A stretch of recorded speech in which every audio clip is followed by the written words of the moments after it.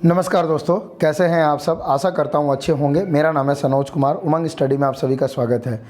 जी हाँ फ्रेंड, जैसा कि आप सभी को पता है, डेली मॉर्निंग के 10 बजे हम लोगों का लाइव डाउट सेशन होता है। उसमें बहुत सारे स्टूडेंट्स का क्वेरी हो रहा था नॉर्मलाइजेशन को लेकर के। तो फाइनली आप सभी का इंतजार खत्म होता है फ्रेंड। नॉर्मलाइजेशन को लेकर के एक बहुत ही ज़्यादा डिटेल्ड वीडियो, इन्फॉर्मेटिव वीडियो, एकदम मैं बेसिक से आप लोगों को नॉर्मलाइजेशन के बारे में पूरा कंप्लीट डिटेल बताऊंगा। तो वाकई नॉर्मलाइजेशन जो है कि सच में एक बहुत ज़्यादा भयंकर खेल है फ्रेंड। और इसमें जो सबसे बड़ा आप लोगों का क्वेरी है, क्या नॉर्मलाइजेशन से मेरे नंबर 100 से ज़्यादा हो सकते हैं, जिसका जवाब बिल्कुल हाँ में है फ्रेंड। जी हाँ, बिल्कुल आपका नंबर 100 से ज़्यादा हो सकता है नॉर्मलाइजेशन से। तो नॉर्मलाइजेशन की पूरी कहानी को समझेंगे। थोड़ा टाइम ज़्यादा लग सकता है, लेकिन जिनको भी नॉर्मलाइजेशन के बारे में संपूर्ण जानकारी चाहिए वो इस वीडियो के लास्ट तक बने रहिएगा, उनको पूरी जानकारी मिलेगी। ओके, तो चलिए शुरू करते हैं। मैंने यहाँ पे आरआरबी रांची का ऑफिशियल वेबसाइट खोल करके रखा है फ्रेंड।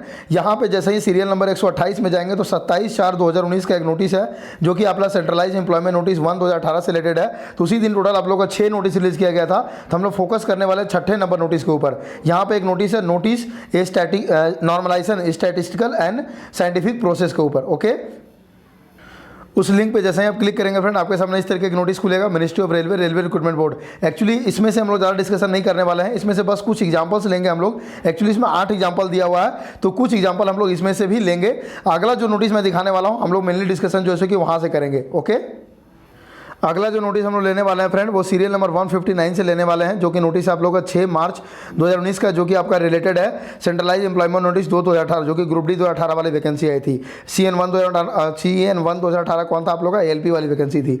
यहाँ पे आप लोग के लिए देखिए, notice on normalisation of marks against CN2 2018। Okay, तो ये जो है फ्रेंड, वो आप लोग का Press Information Bureau of India पे, इसको हम लोग को ज़्यादा मतलब नहीं है। ये हम लोग का मेन इंपॉर्टेंट देखिए, fact on normalised marks of CN 2018। तो बहुत सारे क्वेश्चंस का इसमें आंसर दिया गया है, इससे हम लोग मेन डिस्कशन करने वाले हैं। ओके, उस लिंक पे जैसे ही आप क्लिक करेंगे फ्रेंड, आपके सामने इस तरीके का नोटिस खुलेगा, railway recruitment board, ministry of railway, fact on normalisation of marks, frequently asked question, बार बार पूछे जाने वाले प्रश्न। सबसे फर्स्ट क्वेश्चन आप लोगों का फ्रेंड, एक्चुअली इस समय हुआ क्या था मैं आप लोगों को बता देना। इसके रिगार्डिंग ऑलरेडी एक डिटेल वीडियो हमारे चैनल पर अवेलेबल है। उस समय जस्ट हम लोगों ने चैनल स्टार्ट ही किया था, 7 मार्च को हम लोगों ने एक वीडियो डाला था, और लगभग हम लोगों ने चैनल स्टार्ट किया था 6 फरवरी के आसपास। तो बहुत सारे स्टूडेंट, जब ग्रुप डी का रिजल्ट आया था, बहुत सारा क्वेरी हो रहा था, तो रेलवे जो है कि उनके सारे क्वेरीज का आकर के जवाब दिया था। फर्स्ट क्वेश्चन है, why examination is conducted in multiple session. सबसे पहला सवाल तो यही आता है कि मल्टीपल सेशन में आप लोग एग्जामिनेशन को कंडक्ट क्यों करते ही क्यों हैं। तो इसका आंसर देखिए रेलवे ने क्या दिया है। RRB examination attract exceptionally large number of candidates. आपको पता है रेलवे का जैसे ही वैकेंसी आता है फ्रेंड, इसमें क्या होता है, बहुत ज़्यादा नंबर ऑफ कैंडिडेट्स जो कि अप्लाई करते हैं। In order to take examination for such a large number of candidates, examination has to split in various sessions keeping in view the limitations of the capacity of examination venues available across the countries. आपको पता है friend, जब इतने ज़्यादा number of students किसी भी form को भरेंगे, तो उसका एग्जामिनेशन कभी भी, मतलब कि जो जितना रिसोर्सेज अवेलेबल एग्जामिनेशन का एक बार में करवा पाना कभी भी संभव नहीं हो पाएगा। इसलिए जो है कि उसका वेरियस सेशंस में जो कि एग्जामिनेशन को करवाया जाता है। For example CEN 2/2018 centralise employment notice 2 group D की बात कर रहे हैं, for level 1 post has attracted 1.89 crore candidates and the examination was conducted in 153 sessions.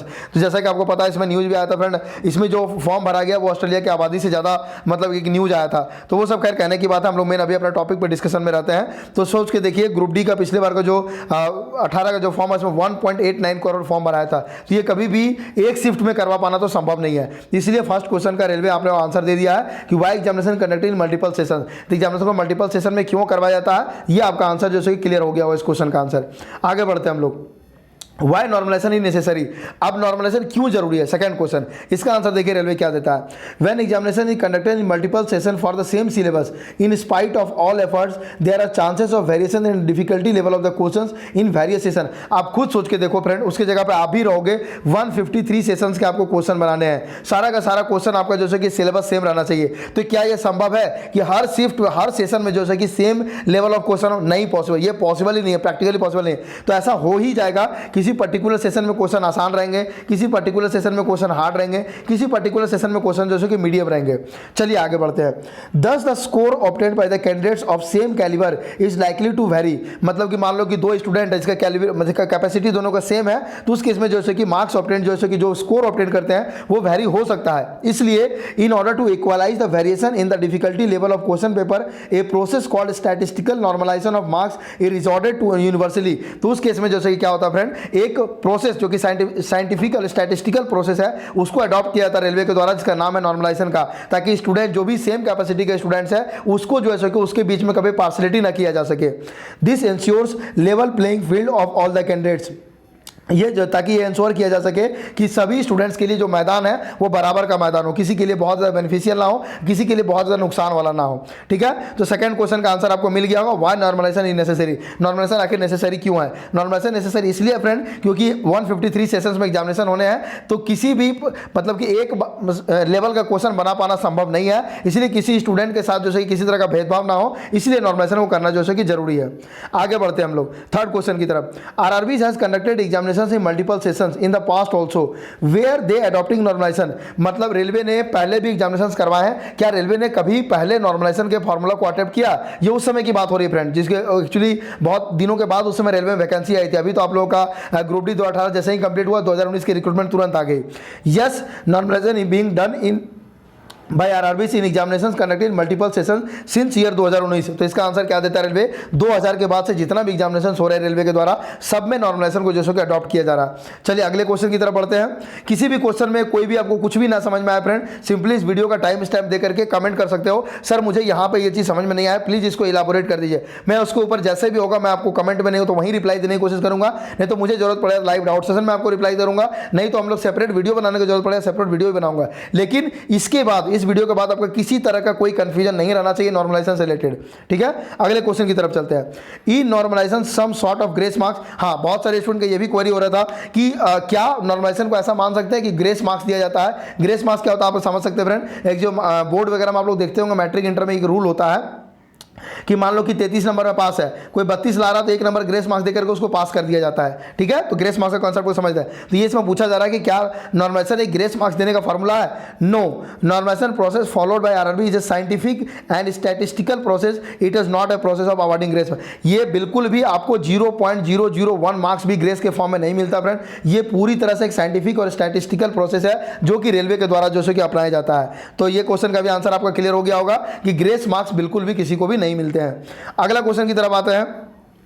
So can normalization result in reduction as well as increase in the marks as compared to the raw marks? हाँ, बहुत सारे student को ये भी query हो रहा था कि सर क्या मेरा जो रॉ मार्क्स है उससे घट भी सकता है, उससे बढ़ भी सकता है? तो इसका आंसर क्या देता है रेलवे? देखिए, yes, it completely depends on the statistical parameter calculated based on the performance of the candidates in the sessions of the candidates as well as candidates of other session. ये हो सकता है friend, ये depend करता है कि आपका जो परफॉर्मेंस, जो स्टूडेंट का परफॉर्मेंस है वो परफॉर्मेंस कैसा है, प्लस जिस सेशन में स्टूडेंट बैठे हैं उस सेशन के अदर स्टूडेंट्स का परफॉर्मेंस कैसा है, उसके बाद जो अदर सेशंस हुए हैं उस पर्टिकुलर एग्जामिनेशन मतलब उस पर्टिकुलर रिक्रूटमेंट के जो अदर सेशंस हुए हैं उस पर्टिकुलर सेशंस में स्टूडेंट्स के परफॉर्मेंस कैसे हैं, इन सारे परफॉर्मेंस को देखते हुए आपका नंबर बढ़ भी सकता है और आपका नंबर घट भी सकता है। इसका भी बहुत अच्छा एग्जांपल्स हम लोग देखेंगे, आपका सारा का सारा डाउट क्लियर हो जाएगा। पहले एग्जांपल हम लोग नहीं ले सकते क्योंकि पहले एग्जामिनेशन ले लेंगे, एग्जांपल लेंगे तो आपको समझ में ही नहीं आएगा, इसलिए पहले थ्योरेटिकल वाले पोर्शन को क्लियर कर लीजिए, फिर हम लोग एग्जाम्पल भी आपको दिखाएंगे। ओके, चलिए देखते हैं आगे।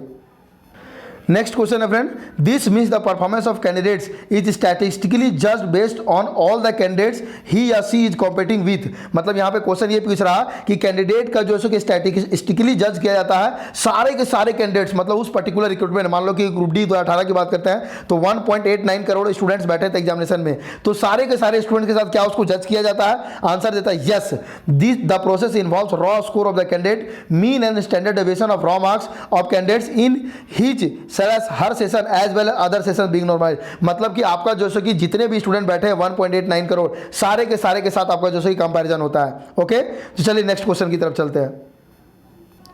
अगला क्वेश्चन क्या friend, what is raw score, how raw score is calculated. Raw score क्या होता है, रॉ स्कोर आप कैसे कैलकुलेट करते हैं, इसके बारे में जानकारी दीजिए। इसके बारे में रेलवे क्या आंसर देता है? Answer, the raw score is computed as an, कैसे कैलकुलेट किया था देखिए आपको बताया।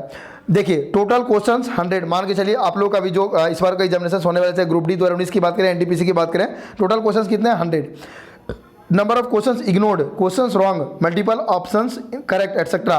मान लें कि बहुत सारा आपको टाइपिंग मिस्टेक हो जाता है, या तो क्वेश्चन रॉन्ग हो जाता है, या तो फिर मान लो किसी पर्टिकुलर में एक ही क्वेश्चन का एक ही ऑप्शन सही होना चाहिए, लेकिन जो उसमें क्या हो जाता है आप लोगों का कि 2 सही हो जाता है, तो उस केस में क्या करता है, रेलवे उस पर्टिकुलर क्वेश्चन को इग्नोर कर देता है, माने कि उसका मतलब जो है कि इग्नोर कितना हो गया, 2।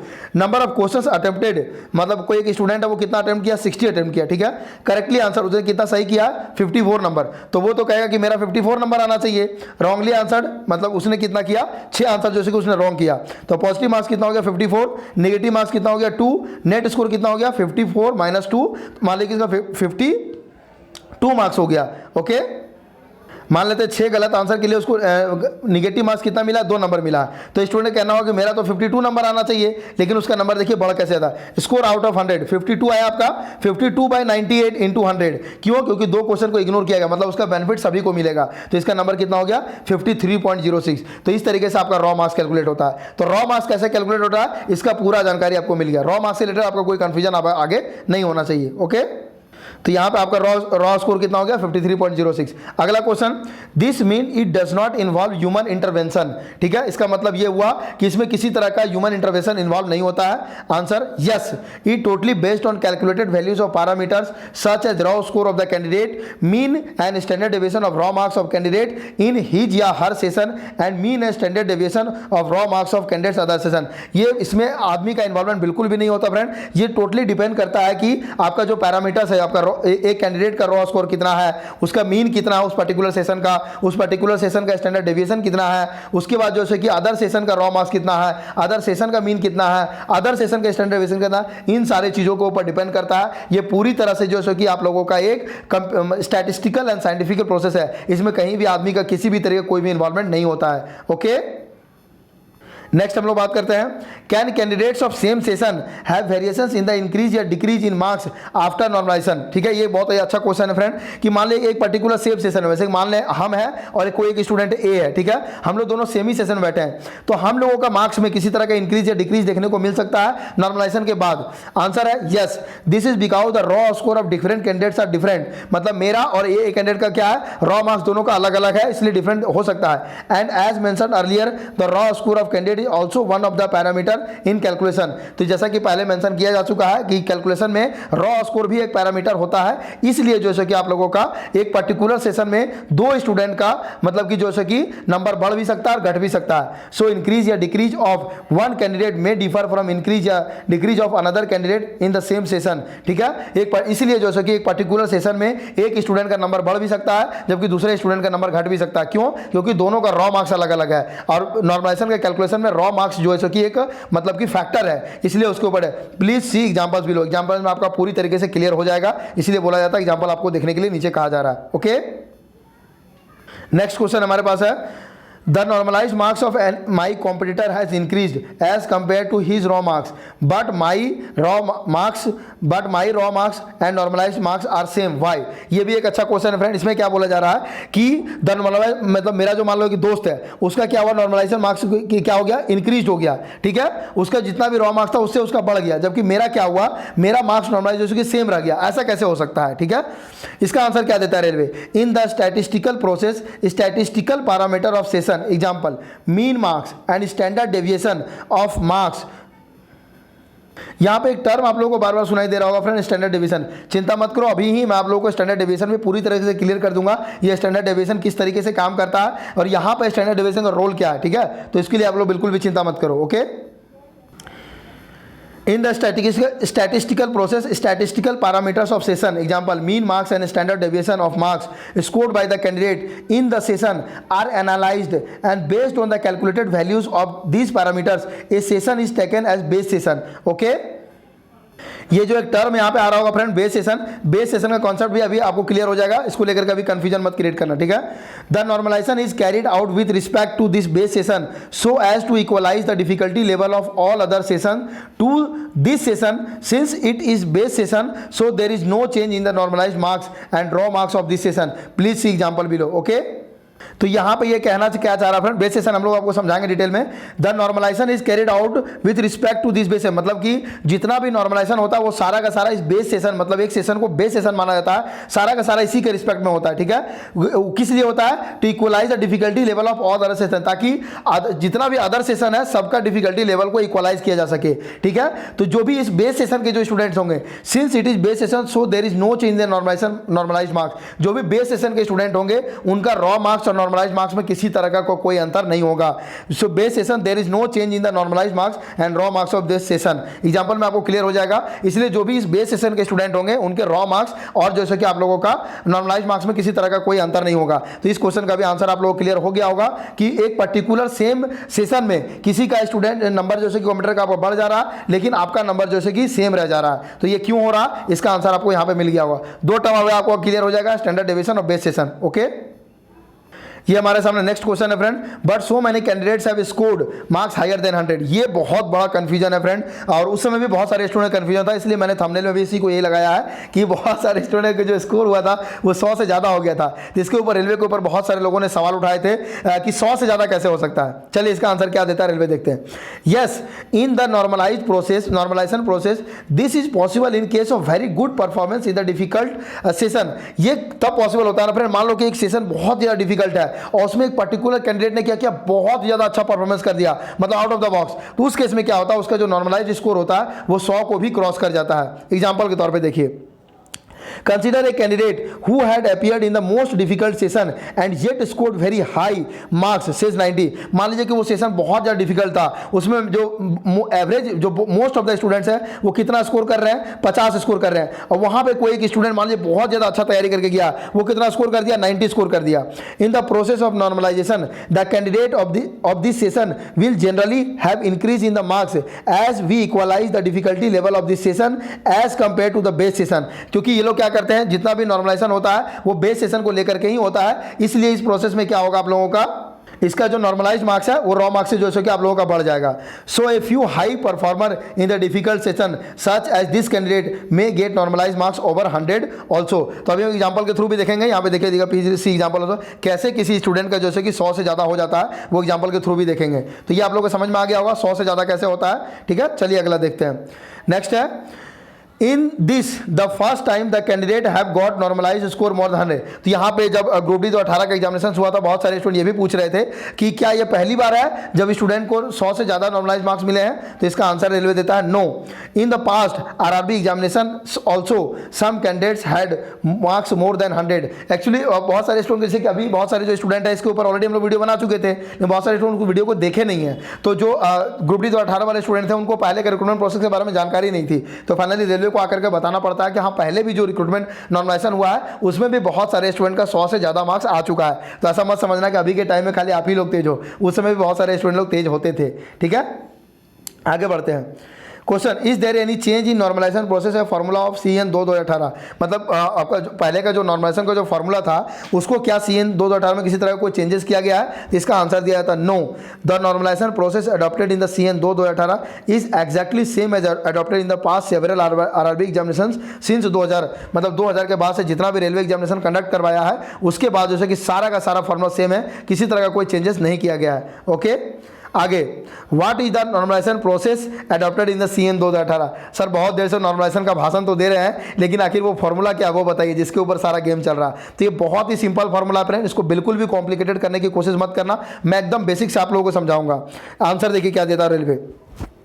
The normalisation formula use by RRB is as under. ये जो फार्मूला है जो कि 2000 के बाद से सेम इस्तेमाल किया जा रहा है, ये इस तरीके से है। एक्सएन क्या आप लोगों का यहाँ पे डिटेल दिया हुआ है, देखिए एक्सएन जो कि आपका नॉर्मलाइज स्कोर ऑफ कैंडिडेट। ठीक है, ये आपका जो नॉर्मलाइज मार्क्स होगा यही से जो है कि आपका नॉर्मलाइज स्कोर यहाँ इसका जो वैल्यू आएगा यही आपका जो है कि इस पूरा कैलकुलेशन का जो वैल्यू आएगा जो एक्सएन के बराबर होगा वही एक्सएन आपका जो है कि नॉर्मलाइज स्कोर हो जाएगा। ओके, आगे देखते हैं। S2 upon S1। S2 क्या आपका friend, standard deviation of raw marks of base session. एक पर्टिकुलर सेशन को जैसे कि बेस सेशन लिया जाता है, बेस सेशन कैसे डिसाइड होता है वो भी अभी हम लोग देखेंगे, ठीक है। तो S2 क्या आप लोग का standard deviation of raw marks of base session. तो उस पर्टिकुलर बेस सेशन में जितने भी स्टूडेंट अपीयर हुए थे, मान लें कि 10 स्टूडेंट अपीयर हुए थे, तो 10 स्टूडेंट का रॉ मार्क्स अलग अलग होगा, ठीक है। तो उन सारे 10 स्टूडेंट का जो मार्क्स है उनका हम लोग क्या निकालेंगे, स्टैंडर्ड डेविएशन निकालेंगे। तो हम लोग क्या हो जाएगा, S2 हो जाएगा। तो S2 के बारे में क्लियर है। S2 क्या हो गया आप लोग का, standard deviation of raw marks of base session, ठीक है। उस पर्टिकुलर बेस सेशन में जितने भी स्टूडेंट अपीयर हुए थे उन सभी का जो अलग अलग रॉ मार्क्स था, सारे के रॉ मार्क्स का जब हम लोग जो है कि स्टैंडर्ड डेविएशन निकाले तो वो हम लोग का S2 हो गया। उसी तरह से S2 अपॉन S1। तो S1 क्या हम लोग का friend, standard deviation of raw marks of candidate session, ठीक है। तो बेस सेशन की बात नहीं कर रहा, अब उस कैंडिडेट जिस पर्टिकुलर कैंडिडेट का हम लोग नॉर्मलाइज्ड मार्क्स निकाल रहे हैं उस पर्टिकुलर कैंडिडेट के सेशन की बात कर रहा है। तो S1 क्या आप लोगों का, standard deviation of raw marks of candidate. मान लीजिए कैंडिडेट कोई पर्टिकुलर सेशन में बैठा है, उस पर्टिकुलर सेशन में भी मान लीजिए 10 ही स्टूडेंट बैठते हैं, ठीक है।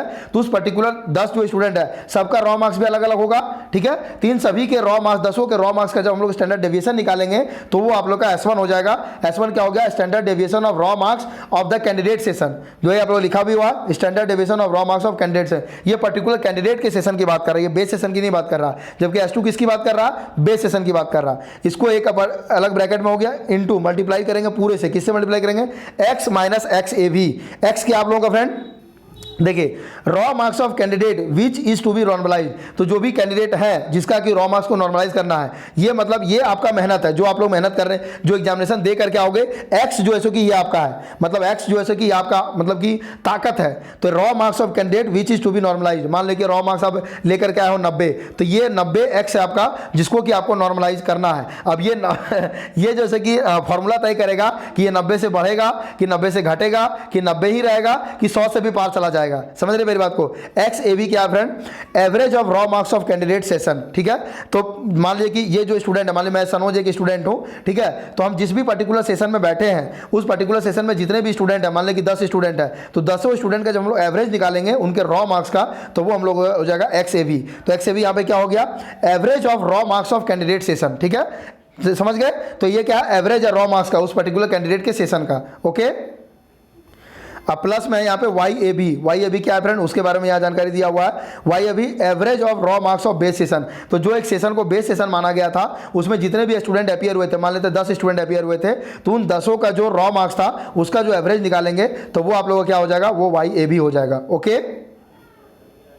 तो यहाँ पे जो सबसे important question friend, how base session is decided, ये बहुत ही इंपॉर्टेंट है, क्योंकि बेस सेशन जो डिसीजन होगा, बेस सेशन के जो स्टूडेंट होंगे उनका नॉर्मलाइज्ड मार्क्स और उनका रॉ मार्क्स वो बिल्कुल ही सेम रहेगा।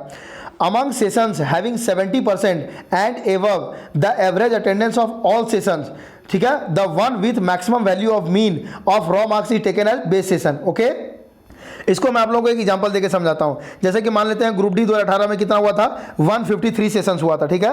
तो इसमें मान लेते हैं 100 सेशन ऐसा था जिसका अटेंडेंस जो है कि आप लोगों का 70% से ज़्यादा था। फर्स्ट लाइन वही बोल रहा, among sessions having 70% and above the average attendance. तो उनका जो एवरेज अटेंडेंस है वो कितना है, या तो 70% या तो 70% से ज़्यादा है।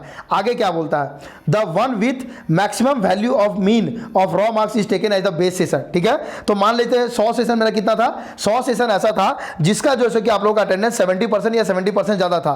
तो उस 153 में से घट के कितना हो गया, 100। इस पर्टिकुलर सेशन में से इस पर्टिकुलर एक सेशन को हम लोग कैसे डिसाइड करेंगे, वही एक सेशन बेस सेशन होगा, the one with maximum value of mean of raw marks, okay. तो मान लेते हैं मैं सनोज कुमार हूं, मैं जो है कि 51 वाले सेशन में बैठा था, ठीक है। तो मान लो तो मैं 51 वाले सेशन में वहां पे 10 स्टूडेंट टोटल अपीयर हुए, ठीक है। तो उन सारे 10 स्टूडेंट का जो रॉ मार्क्स है उनके रॉ मार्क्स से क्या निकाला जाएगा, मीन निकाला जाएगा। यदि अगर देखा जाएगा कि मेरे जो सेशन में, मेरा सेशन का जो जितने भी स्टूडेंट्स बैठे थे उन सभी स्टूडेंट्स के रॉ मार्क्स का जो मीन है वो सबसे ज्यादा हाईएस्ट है, कितना, जितना भी इधर 100 सेशन था, तो मेरा जो सेशन है वो क्या हो जाएगा, बेस सेशन हो जाएगा। तो बेस सेशन आपका जो क्लियर हो चुका होगा। बेस सेशन को कारण कोई कंफ्यूजन मत रखना। मैं फिर से आप लोगों को समझा रहा हूं, मान लो कि 153 सेशंस है, उसमें से 100 सेशन ऐसा है जिसका अटेंडेंस 70% से ज्यादा है। उस पर्टिकुलर 100 सेशन में एक सेशन बेस सेशन कैसे डिसाइड होगा? उस सेशन ऐसे डिसाइड होगा, मान लो कि मैं 51 नंबर वाले सेशन में बैठा हूं, मेरे सेशन में 10 स्टूडेंट बैठे, उन 10 स्टूडेंट का जो रॉ मार्क्स था, रॉ मार्क्स का जो मीन था वो क्या था? मैक्सिमम था इन 100 से। ठीक है, जैसे कि एग्जांपल के तौर पे मान लो कि ये जो 100 सेशन है इसमें मान लो कि एवरेज मीन मानते हैं, मान लो फर्स्ट सेशन का आपका मतलब एवरेज कितना आ रहा है, आप लोग का रॉ मार्क्स का एवरेज आ रहा 10 आ रहा, किसी के 11 आ रहा, 12 आ रहा, 13 आ रहा, लेकिन मेरा जो सेशन है 51वां सेशन, इसका रॉ मार्क्स का जब मीन निकाला गया वो कितना आ गया? मान लो कि मीन आ गया आप लोग का 50 आ गया। तो ये तो जहां 10 11 आ रहा था सभी का रॉ मार्क्स का मीन, तो मेरे वाला सेशन कितना आ गया? 50 आ गया। तो मेरा वाला सेशन जो हो जाएगा वो बेस सेशन हो जाएगा। ओके, तो बेस सेशन आप लोग क्लियर हो गया होगा। तो यहां तक आप लोगों का थ्योरेटिकल पोर्शन पूरा कंप्लीट हो चुका है फ्रेंड। थ्योरेटिकल में किसी को कोई डाउट हो तो एग्जांपल अभी आप लोग देख लो, एग्जांपल से आपका सारा का सारा सब कुछ क्लियर हो जाएगा। ठीक है, first consider, can you give some examples to illustrate the process? क्या आप कुछ एग्जांपल दे सकते हैं इसको हमको समझाने के लिए? आंसर देता है railway, consider in examination which is conducted in 9 sessions and the statistical parameters of the sessions as under. ठीक है, तो मान के चलते हैं कोई एक पर्टिकुलर एग्जामिनेशन, जैसे कि मान लेते हैं एनटीपीसी मान लेते हैं, जो कि 15 दिसंबर से आप लोग को आना, उसमें मान लेते हैं कि 9 सेशंस में एग्जामिनेशन हो रहे हैं। ठीक है, तो मान लेते हैं एक सेशन में कितने स्टूडेंट बैठ रहे हैं हम लोग का? एक सेशन में चलो ज्यादा नहीं मानते, 5 स्टूडेंट ही बैठते हैं। ठीक है, एक पर्टिकुलर सेशन में, तो उस पर्टिकुलर से mean of raw marks, mean of raw marks कैसे कैलकुलेट हो रहा है? तो सेशन नंबर 1 का मीन ऑफ रॉ मार्क्स कितना है? मान लो कि 5 स्टूडेंट बैठे हैं। ठीक है, तो इन पांचों का जो रॉ मार्क्स है, इन पांचों का रॉ मार्क्स को जोड़ करके जब 5 से डिवाइड करेंगे तो क्या आ जाएगा? इस पर्टिकुलर सेशन का मीन ऑफ रॉ मार्क्स आ जाएगा।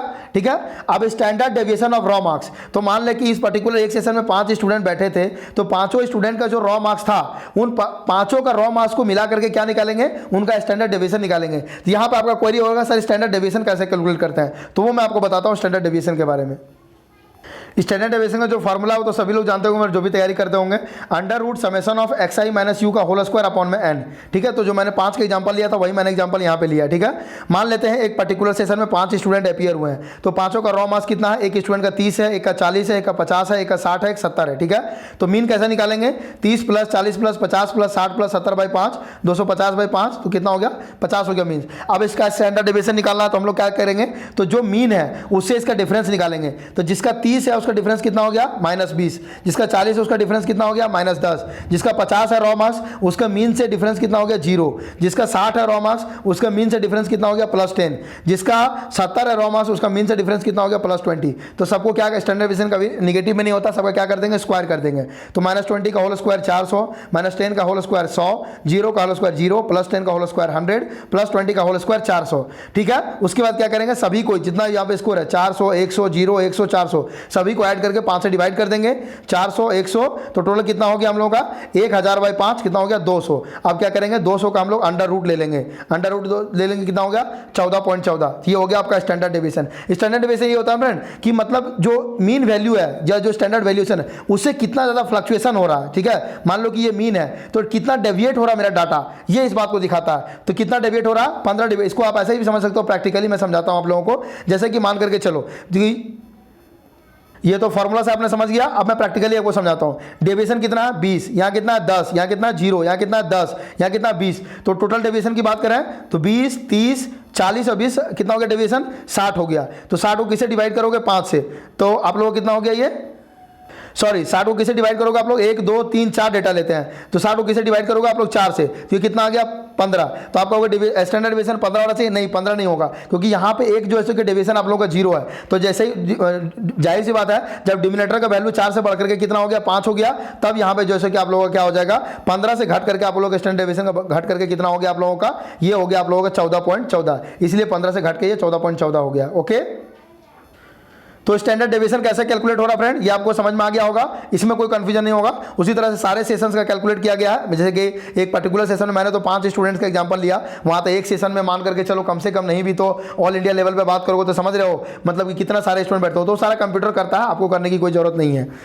अब एग्जाम्पल हम लेते हैं। Session number 7 is taken as base session based on the mean of raw marks. Okay, अब देखो जो बेस सेशन वाली बात कही गई थी, अब देखो यहाँ पे जो मीन है रॉ मार्क्स का, ठीक है। अब यहाँ पे सबका देखो 9 सेशन की बात कर रहे हैं, तो इसमें सेशन नंबर 7 को ही बेस सेशन क्यों लिया गया फ्रेंड, ये देखो समझने वाली बात है। सेशन 1 का मीन कितना है 29, सेशन 2 का 26, सेशन 3 का 26, सेशन 4 का 25, सेशन 5 का 27, सेशन 6 का 32, सेशन 7 का 38, सेशन 8 का 21, सेशन 9 का 33। तो मैक्सिमम किसका है देखो आप लोग 38 है सेशन 7 का। तो यही आप लोगों को बताया गया था कि जो है सो कि आप लोगों का जितने भी सेशंस का अटेंडेंस 70% से ज्यादा होगा, उसमें से कोई एक पर्टिकुलर सेशन जिसका कि जितने भी स्टूडेंट्स बैठे हैं उन सारे स्टूडेंट्स के जब रॉ मार्क्स का जब मीन निकालेंगे, वो जितगर उन सारे सेशंस के जिसका अटेंडेंस 70% ज्यादा है उसे जब मैक्सिमम हो जाता है, तो वो पर्टिकुलर सेशन जो है कि बेस सेशन हो जाता है। इसलिए यहाँ पे सेशन नंबर 7 जो है कि आप लोगों का बेस सेशन हो गया। ओके, तो एग्जांपल में आप लोगों का बेस सेशन का कांसेप्ट पूरी तरह से क्लियर हो गया होगा। अब आइए एग्जांपल 1 पे, अब आप लोगों को चीजें एकदम कंक्रीट क्लियर हो जाएगी।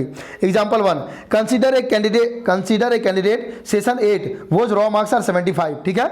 मतलब सेशन 8 का कोई एक स्टूडेंट है जिसका रॉ मार्क्स कितना है आप लोगों का 75। इसका हमको नॉर्मलाइज करके चेक करना है कि सेशन 8 में यदि अगर ये बैठा है तो इसका नंबर बढ़ेगा कि घटेगा या सेम रहेगा। So here S2 is equal to कितना हो जाएगा 18.32। S2 आप लोगों को क्या था, मीन था। किसका मीन था, स्टैंडर्ड डेविएशन का मीन था उस पर्टिकुलर सेशन का, ठीक है। ओके, सॉरी फ्रेंड्स, मिस्टेक से मैंने S2 को आप लोगों को बोल दिया था कैंडिडेट सेशन का, वो कैंडिडेट सेशन का नहीं है। S2 आप लोगों का क्या है, standard deviation of raw marks of base session, जो कि आपने पहले देखा होगा। तो standard deviation of raw marks of base session कितना है 18.32। ये आप लोगों का क्या है, आप लोगों का ये हम लोग सेशन 7 को हम लोग क्या माने हैं, बेस सेशन माने हैं, ठीक है। तो ये आप लोग का S2 क्या था, standard deviation of raw marks of base session, तो 18.32 हो गया। S1 क्या था आप लोगों का फ्रेंड, S1 था standard deviation of raw marks of candidate session, ठीक है। तो कैंडिडेट का सेशन का मतलब कि स्टैंडर्ड डेविएशन है रॉ मार्क्स का। तो कैंडिडेट का यहाँ पे सेशन कौन है, 8 सेशन है। तो 8 सेशन का कैंडिडेट का जो रॉ मार्क्स का जो स्टैंडर्ड डेविएशन है वो कितना 12.68। तो यहाँ कितना हो गया S1 हम लोग का 12.68। एक्स ए बी क्या हम लोगों का friend, average of raw marks of candidate session, ठीक है। एग्जाम्पल के तौर पर आप लोग एक मान करके चलोगे ना, 5 स्टूडेंट बैठे हैं उस पर्टिकुलर सेशन में, तो आप लोग के लिए चीज़ें ज़्यादा आसान होगा। Average of raw marks of candidate session, तो कैंडिडेट कौन से सेशन में बैठा है, 8वां सेशन में बैठा है। उस 8वां सेशन में मानते हैं 5 स्टूडेंट बैठा है, तो 5 स्टूडेंट का रॉ मार्क्स का जो एवरेज होगा वो होगा आप लोगों का एक्स ए वी। तो एक्स ए वी कितना है 21.31 है, तो जो कि आपका मीन है, ठीक है। उसी तरह से वाई ए वी क्या आप लोगों का friend, Y A V average of raw marks of base session, तो जो आपका बेस सेशन है, बेस सेशन कौन है, सेशन नंबर 7, तो Y A V average of raw marks of base session, तो आप लोगों का कितना हो जाएगा आप लोग 38.32, ठीक है। तो ये चीज क्लियर है। तो वाई ए वी क्या था आप लोग का, average of raw marks of base session. तो ये देखिए एवरेज जो मीन है वही आप लोग का एवरेज हो जाएगा। रॉ मार्क्स जब मान लेते हैं सेशन 7 में 5 स्टूडेंट बैठा था, तो उसका जो मीन होगा वही आप लोग का वाई ए वी हो जाएगा। एक्स कितना आप लोग का 75 है, क्योंकि इसी को हमको नॉर्मलाइजेशन करना है। इसको जब फॉर्मूला पे हम लोग पुट करेंगे, यहाँ पे देख सकते हैं आपके सामने पुट किया गया है। Applying the formula above the normalized marks would be xn is equal to s2 by s1 multiplied by x minus xab plus yab। तो सबको वैल्यू को यहाँ पे पुट किया गया, तो ये कितना आ गया 115.89। आप खुद सोच के देखिए फ्रेंड, जो सेशन 8 की जो एग्जांपल लिया था, यहाँ पे एवरेज कितना स्टूडेंट नंबर ला रहे थे 21 नंबर, ये क्या ला दिया था उसकी जगह पे 75 नंबर, जो कि बहुत ही ज्यादा हाई है फ्रेंड। आप खुद सोच के देखो, किसी एक पर्टिकुलर सेशन का मीन जो है सो कि वो आ रहा है 21 नंबर। मीन मतलब क्या हुआ, किसी का मान लो 30 आ रहा होगा, किसी का मान लो 10 आ रहा होगा, किसी का मान लो 20 आ रहा होगा, तो कितना हो जाएगा एवरेज 30 20 50 10 60, 60 बाई 30 करेंगे तो कितना हो जाएगा 20। तो सोचो 30 के जगह पे कहां वो ला दिया है 75 नंबर ला दिया है, इसीलिए इसका नंबर बढ़ के कितना हो गया फ्रेंड 115.89 हो गया है। इससे आप अंदाजा लगा सकते हो कैसे नॉर्मलाइजेशन में नंबर बढ़ता है और कैसे आपका 100 से ज्यादा जाता है। अगला एग्जांपल हम लोग लेते हैं।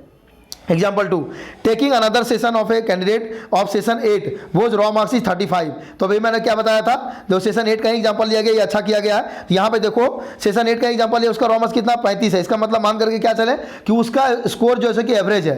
क्यों एवरेज है, क्योंकि मीन 21 आ रहा है ना, तो इसका मतलब क्या है, मान लो कि किसी का 10 आया होगा, किसी का 20 आया होगा, किसी का 30 आया होगा, तो ये मतलब कि एवरेज से थोड़ा अच्छा स्टूडेंट है। तो इसका देखिए नॉर्मलाइजेशन से बढ़ करके कितना होता है, सेम वही चीज सारा चीज को पुट किया गया वैल्यू, तो कितना आ गया 58.09। तो ये क्या किया है, थोड़ा सा अच्छा परफॉर्मेंस किया, मतलब कि टॉप लेवल ऑफ स्टूडेंट जो है उसमें है ये। तो इसका 35 से बढ़ करके जो है कि 60 हो गया, तो बहुत नंबर बढ़ा है। तो कितना बढ़ गया, लगभग 25 नंबर के आसपास बढ़ गया, 60 नंबर हो गया। तो अब अगला एग्जांपल लेता है, consider a candidate session 9 was raw marks are 35। यहाँ पे सेशन 9 की हम लोग बात कर रहे हैं। सेशन 9 का इसका रॉ मार्क्स कितना है 35 है। इसका मतलब क्या हुआ कि ये एक एवरेज स्टूडेंट है। क्यों, क्योंकि सेशन 9 का जो एवरेज आ रहा है वो 33 आ रहा है। इसका मतलब क्या हुआ, जैसे कि मान लो कोई एक स्टूडेंट हो, किसी का 20 आ रहा होगा, किसी का 30 आ रहा होगा, किसी का 40 आ रहा होगा। तो 20 30 40 का एवरेज जब निकालेंगे तो कितना हो जाएगा हम लोग का 30 हो जाएगा। तो यहाँ पे जो एग्जामिनेशन जो हम लोग का मीन है वो 33 है, और जो स्टूडेंट का यहाँ पे नंबर है वो नंबर कितना आप लोगों का 35 है, मतलब ये एक एवरेज स्टूडेंट है। तो इसका देखिए बढ़ करके कितना हुआ, फॉर्मूला अप्लाई करने के बाद इसका बढ़ करके कितना हुआ, मात्र जो से कि 40 नंबर हुआ है। इसका कितना बढ़ा है, मात्र जो से कि आप लोगों का 35 से बढ़ करके 40 हुआ। तो इसका मतलब ये हो रहा फ्रेंड, जो भी टॉप लेवल ऑफ स्टूडेंट्स हैं जो कि मतलब अच्छा परफॉर्मेंस करते हैं एवरेज से, तो उनका नॉर्मलाइजेशन में स्कोर जो से कि बहुत ही ज़्यादा बढ़ता है। जो कि यहाँ पे आप लोगों ने एग्जांपल देखा होगा, 35 से बढ़ के इसका कितना हो गया, 60 हो गया। जबकि जो एवरेज परफॉर्मेंस करते हैं उनका नंबर बहुत कम बढ़ता है, जो कि 35 से बढ़ करके 40 हुआ। अगला एग्जाम्पल देखते हैं friend, example 4, consider A session candidate of session 7 वो रॉ मार्क्स है 40। अब सेशन 7 जो है, जो हम लोग का बेस सेशन है, इसका रॉ मार्क्स कितना है, 40 है। इसका मतलब क्या हुआ फ्रेंड, 38 जहाँ एवरेज आ रहा था, तो ये क्या है, मतलब एवरेज स्टूडेंट के बराबर ही है, मीन के आसपास ही इसका नंबर है। तो इसका देखते हैं कितना होता है बढ़ करके हम लोग का फॉर्मूला में। यहाँ पे हम लोग क्या हो रहा है फ्रेंड, फॉर्मूला जो अप्लाई करते हैं, देखिए 40 का जैसे कि 40 ही रह गया। इस केस में कोई बदलाव नहीं देखने को मिला, चूंकि ये स्टूडेंट क्या था, ये बेस सेशन का स्टूडेंट था। ओके, अगला लेते हैं, कंसीडर ए कैंडिडेट सेशन 9 वो रॉ मार्क्स है 23। तो सेशन 9 का एक स्टूडेंट का एग्जांपल लिया जिसका रॉ मार्क्स कितना आप लोगों का 23 है, यानी कि जहां एवरेज स्टूडेंट 33 नंबर ला रहा, ये स्टूडेंट कितना नंबर ला रहा, मात्र 23 नंबर ला रहा, यानी कि ये स्टूडेंट बिलो एवरेज स्टूडेंट है। तब इसका देखिए 23 से बढ़ करके कितना हो रहा या घट रहा, ये भी आपको मालूम चल जाएगा। तो ये 23 से बढ़ इसका हो रहा है 27 नंबर, यानी कि बढ़ रहा है, तो इसका बहुत ही कम नंबर बढ़ रहा फ्रेंड्स। ओके, अगला एग्जाम्पल देखते हैं हम लोग। एग्जाम्पल 6 में क्या है, consider A session candidate of session 10 वो रॉ मार्क्स आर 23। ओके, तो ये एक्चुअली इनसे मिस्टेक हो गया फ्रेंड्स, सेशन 10 यहाँ पे कोई है ही नहीं, और ये मुझे लगता है एग्जाम्पल 9 को ही यहाँ पे मतलब गलत से 5 की जगह 6 टाइप हो गया है, इसलिए देखो 23 से बढ़ के ये 27.89 हुआ है। ये जो है कि अब ये भी आप लोगों का 23 से 27.89 हुआ है। ओके, अगला क्वेश्चन है friend, can normalized score be less than raw score, मतलब कि जो बहुत सारे स्टूडेंट क्वेरी होता है कि सर क्या मेरा मतलब कि नॉर्मलाइजेशन के बाद मेरा नंबर घट भी सकता है। Yes, it can be in certain cases. For example, if standard deviation and mean of base session is 18.80 and 42.28 respectively, the standard deviation and mean of candidate session is 19.9 and 41.62 for a raw score of 75, the normalized would be इतना 73.81। Okay, तो ये एक hypothetical example लिया गया है friend. यदि अगर आप लोग का स्टैंडर्ड डेविएशन 18.80 हो जाता है और मीन जो है कि मीन ऑफ बेस सेशन अगर आपको 42.28 हो जाता है, ठीक है, and the standard deviation and mean of candidate session, एक पर्टिकुलर कैंडिडेट के सेशन की बात करें, ये कैंडिडेट के सेशन का जो स्टैंडर्ड डेविएशन 19.9 है और कैंडिडेट के सेशन का जो मीन है वो 41.62 है। यदि अगर उसका रॉ मार्क्स आया 75, तो उसका नॉर्मलाइजेशन यदि आप करेंगे तो उस केस में क्या हो जाएगा आप लोगों का, घट करके हो जाएगा 73.81। इसको ज़्यादा अच्छे तरीके से मैं उस वाले नोटिस में समझाऊंगा फ्रेंड, जिसमें एक एग्जांपल लिया गया 27/4/2019 वाले में। तो थोड़ा लास्ट क्वेश्चन इसमें इस वाले नोटिस में, that means the normalisation process is completely statistical mathematical and there is no discussion human intervention whatsoever, absolutely. इसका आंसर जैसे कि यही है। ओके, ये 27 अप्रैल वाला नोटिस है फ्रेंड, जिसमें देखिए आप लोगों का 10 सेशन का एग्जांपल लिया गया है। यहाँ भी सभी पर्टिकुलर सेशन का मीन ऑफ रॉ मार्क्स है, standard deviation of raw marks है। तो ये सारी चीज़ आपको क्लियर होगी। तो जहाँ पे घट रहा है हम लोग उस वाले एग्जांपल को डिस्कशन करेंगे। इसमें टोटल 8 एग्जांपल लिए गए फ्रेंड। देखिए 90 से बढ़ करके कितना हो रहा है 105, ये एग्जाम्पल आप लोग देख सके बढ़ने वाला। फिर यहाँ पे देखिए एग्जाम्पल में कितना हो रहा, 45 से बढ़ के 53 हो रहा, बढ़ने वाला एग्जाम्पल आप लोग देख चुके हैं ऑलरेडी। यहाँ पे देखिए कितना हो रहा, 55 से घट के 53 हो रहा। तो इसको हम लोग देखते हैं, ठीक है। Consider a candidate of session 1 वो रॉ मार्क्स आर 55। ओके, चलिए पहले हम लोग एनालाइज करते हैं। सेशन 1 में किसी स्टूडेंट का रॉ मार्क्स कितना 55 आ रहा है। ओके, इसका मतलब क्या हुआ, सेशन 1 में किसी स्टूडेंट का रॉ मार्क्स कितना आ रहा है 55 आ रहा है। इसका मतलब जहां पे एवरेज कितना आ रहा है 38, तो 55 इसका एक अच्छा स्कोर मान सकते हैं हम लोग। जबकि इसका स्टैंडर्ड डेविएशन कितना इस पर्टिकुलर सेशन का 19.93 है। तो यहाँ पे हम लोग आइए, जैसे इसको देखिए फॉर्मूला पे पुट किया गया, तो यहाँ पे जैसे ही सबको आपको पुट किया गया, इसका देखिए घट करके कितना हो गया 55 से आपका हो गया 53.76285।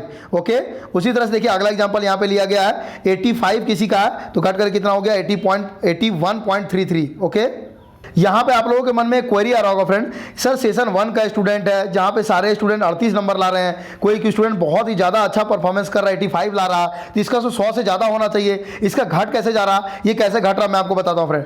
बेस सेशन कॉन्सेप्ट क्लियर है कि जितना भी आप लोगों का मीन है उसमें सबसे मैक्सिमम जो होगा वो मतलब कि रॉ मार्क्स के जो मीन का जो मैक्सिमम होगा आप लोग का बेस सेशन होगा। तो ये आप लोग का सेशन 7 जैसे कि बेस सेशन होगा। क्यों 38.32 इधर देख लो कहीं पे भी नहीं है, 38 38.20 है आप लोगों का, कौन है ये आप लोगों का सेशन 1 का है। है, 38 किसी का नहीं है। अब देखो ये इसलिए हो रहा है ना फ्रेंड, क्योंकि स्टैंडर्ड डेविएशन जो है ना सेशन 1 का वो बहुत ज़्यादा हाई है। हाई कैसे है? 19.93 है। समझ रहे हो मेरी बात को? हालांकि हाई आपका जो है कि किसका है? 20.27 का भी है। मतलब इस पर्टिकुलर सेशन का भी यदि अगर आप वो होगा ना किसी इस सेशन 10 में कोई स्टूडेंट बहुत ज़्यादा अच्छा परफॉर्मेंस किया होगा, तो उसका स्टैंडर्ड डेविएशन जो है कि बहुत ज़्यादा होगा, तब उस केस में जैसे कि उसका नंबर घट सकता है। क्यों घट सकता है मैं आपको बता रहा हूँ। स्टैंडर्ड डेविएशन हाई करने का मतलब क्या हुआ कि यहाँ पे इस सेशन में जो स्टूडेंट्स हैं इनका फ्लक्चुएशन बहुत ज़्यादा है। मतलब कोई ऐसा स्टूडेंट है जो कि बहुत ज़्यादा नंबर ला रहा, कोई एक ऐसा स्टूडेंट जो कि बहुत कम नंबर ला रहा, मतलब कि यहाँ पर फ्लक्चुएशन बहुत ज़्यादा देखने को मिल रहा, इसीलिए स्टैंडर्ड डेविएशन इतना ज़्यादा हाई है। इसलिए इस स्टूडेंट का नंबर जो है कि 85 से घट करके 81 हो गया। तो घटेगा, लेकिन ये बहुत ज़्यादा नहीं घटेगा। समझ रहे मेरी बात को? तो ये चीज़ें कि बहुत बड़ा कंसेप्ट आप लोग कंफ्यूजन आप लोग क्लियर हुआ होगा कि सर आखिर नंबर घटता कैसे है। तो ये इसलिए घटता है फ्रेंड, उसमें आपका दोष नहीं है। उस पर्टिकुलर सेशन में जो स्टूडेंट्स बैठे हैं उन्होंने बहुत ज़्यादा डेविएशन दिखाया है, इसलिए आपका नंबर जो है कि घट जा रहा। ओके, उसी तरह से अगला एग्जांपल है फ्रेंड 40 था, 40 से 40 ही रह गया, नो चेंज। उसी तरह अगला एग्जांपल है, देखिए यहाँ पे 63 था, 63 से आप लोगों को कितना हो गया? 69 हो गया। ओके, नेक्स्ट हम लोग देखते हैं यहाँ पे, देखिए कितना ये 73 है, 70 से घट के कितना हो गया? 70 हो गया। ओके, देखिए यहाँ पे सेम एग्जांपल जो मैंने आपको बोला था सेशन 10 वाला बात। देखिए सेशन 10 में किसी स्टूडेंट नंबर कितना है? 73 है। तो मैं आपको सेशन 10 पे लेके चलता हूँ। ओके, देखिए यहाँ पे हम लोग सेशन 10 है, यहाँ पे किसी के स्टूडेंट का नंबर कितना है? 73 है। ठीक है, तो आप कहोगे कि सर जहाँ एवरेज स्टूडेंट 37 नंबर ला रहे हैं, कोई 73 नंबर आता है तो बहुत ज़्यादा इसका 100 से ज़्यादा पार कर देना है। वो इसलिए नहीं पार कर रहा फ्रेंड क्योंकि स्टैंडर्ड डेविएशन बहुत ज़्यादा हाई है। मतलब इस पर्टिकुलर सेशन में जो स्टूडेंट्स बैठे हैं इन्होंने बहुत ज़्यादा डेविएशन दिखाया, बहुत ज़्यादा। मतलब कि कोई स्टूडेंट बहुत ज़्यादा नंबर ला रहा है, कोई स्टूडेंट बहुत कम नंबर ला रहा है। मतलब समझो कोई स्टूडेंट 73 ला रहा है, एवरेज कितना? 37। यहाँ पे मतलब ऐसा समझो कोई स्टूडेंट ऐसा भी होगा जो कितना नंबर लाया होगा? 20 नंबर लाया होगा। तो 20 और 73 में कितना ज़्यादा डेविएशन है। इसलिए जैसे कि आप लोगों का फ्रेंड कभी कभी क्या होता है, नॉर्मलाइज्ड मार्क्स जो है कि रॉ मार्क्स से भी कम हो जाता है। अगला जो एग्जांपल है फ्रेंड उसमें क्या आप लोगों का 38 से जो है सो कि 38 से कितना हुआ आप लोगों का? 38 से हुआ आप लोगों का 39.22। ओके, तो conclusion from above sessions. Okay, तो कंक्लूजन में वही सब है फ्रेंड, जिसमें कि जो आप लोगों का पहले था कुछ नया नहीं है इसमें। तो फाइनली ये वीडियो को यहीं पे एंड करते हैं फ्रेंड। ये वीडियो आपको कैसा लगा आप हमें जरूर बताइएगा, और इस तरीके का और भी डिटेल वीडियो हम लोग लाने वाले हैं। एक वीडियो लाएंगे आप लोगों का एनटीपीसी 2015 वर्सेस एनटीपीसी 2019। तो हमारे चैनल पर जरूर बने रहेगा इस तरह का डिटेल्ड इन्फॉर्मेटिव वीडियो के लिए। ये जो पूरा प्रोसेस मैंने आपको समझाया है, आपको कहीं पर भी कुछ भी नहीं समझ में आया हो, आप सिंपली इस वीडियो के कमेंट सेक्शन में कमेंट कर सकते हैं, सर मुझे इस पर्टिकुलर टाइम स्टैम्प में इस पर्टिकुलर पॉइंट का ये चीज़ नहीं समझ में आया। मैं आपको पूरी कोशिश करूंगा उसको समझाने की। ओके फ्रेंड्स, और ये जो पूरा नॉर्मलाइजेशन प्रोसेस है, इसमें जितने भी स्टूडेंट्स इस वीडियो को देखेंगे, मैं मैक्सिमम स्टूडेंट से आपका ओपिनियन जानना चाहूंगा। क्या लगता है आपको कि ये जो नॉर्मलाइजेशन का पूरा प्रोसेस अपनाया जाता है, ये आपको इतना समझाने के बाद आपको ये लगता है कि नहीं ये बहुत ही अच्छा प्रोसेस है, इसमें कहीं भी हमारे साथ अन्याय नहीं किया जाता है, ये पूरी तरीके से स्टैटिस्टिकल एंड साइंटिफिक प्रोसेस है सर, इसमें रेलवे की कहीं कोई गलती नहीं है? आपका जरूर से जरूर आप हमें अपना ओपिनियन कमेंट सेक्शन में जरूर से जरूर बताइएगा फ्रेंड। ओके, तो वीडियो आपको कैसा लगा कमेंट सेक्शन में जरूर बताइएगा। वीडियो अच्छा लगा हो तो लाइक और शेयर कीजिएगा, और इसको अपने स्टूडेंट्स के साथ जरूर से जरूर शेयर कीजिएगा फ्रेंड, क्योंकि ये जो है नॉर्मलाइजेशन के बारे में बहुत सारे स्टूडेंट को बहुत ज़्यादा मिथ है, कंफ्यूजन है, सारा का सारा उनका कंफ्यूजन जो है क्लियर हो जाएगा। ओके, मिलते हैं कोई नेक्स्ट वीडियो में, तब तक के लिए जय हिंद जय भारत।